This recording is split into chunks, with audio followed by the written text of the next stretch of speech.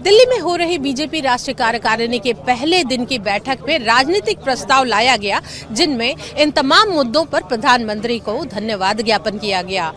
इसके अलावा यदि बात करें तो कहीं ना कहीं भारतीय जनता पार्टी ने देश की राजधानी दिल्ली से ये माहौल बनाने की कोशिश की है कि अगले 9 राज्यों में जो चुनाव हैं, उनमें से हर राज्य को जीतने की जिम्मेदारी कार्यकर्ताओं, पदाधिकारियों और नेताओं को दी गई है। साथ ही ये भी कहा गया है अध्यक्षीय भाषण में कि इन 9 राज्यों में हर हाल में उन्हें जीत दर्ज करनी है। साथ ही गुजरात चुनाव की बात भी इस बैठक में की गई और गुजरात चुनाव में जिस तरह से जीत हुई है भारतीय जनता पार्टी की, उसे ऐतिहासिक बताया गया। G20 में भारत को होस्ट मिलने की बात पर भी और अंतर्राष्ट्रीय स्तर पे अंतर्राष्ट्रीय मामलों में जिस तरह से भारत की साख बढ़ी है, उन तमाम मुद्दों के लिए भी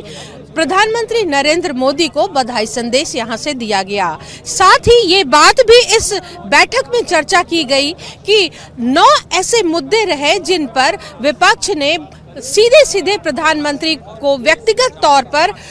अटैक किया, हमले किए या फिर नेगेटिव कैंपेन की, जिसमें कहीं ना कहीं कोर्ट से ये मामले रद्द किए गए और कोर्ट ने इन तमाम मामलों में विपक्ष को लताड़ लगाई। तो ये तमाम ऐसी उपलब्धियां थी जिस पर प्रधानमंत्री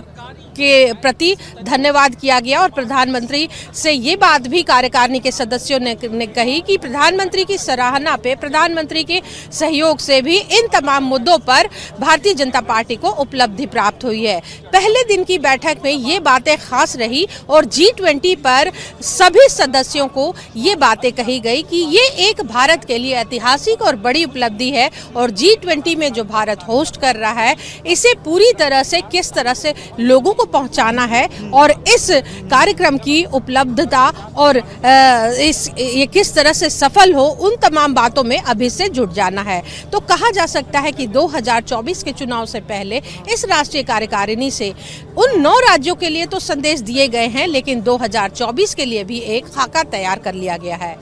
ETV भारत के लिए कैमरामैन सुरजीत के साथ अनामिका रत्ना।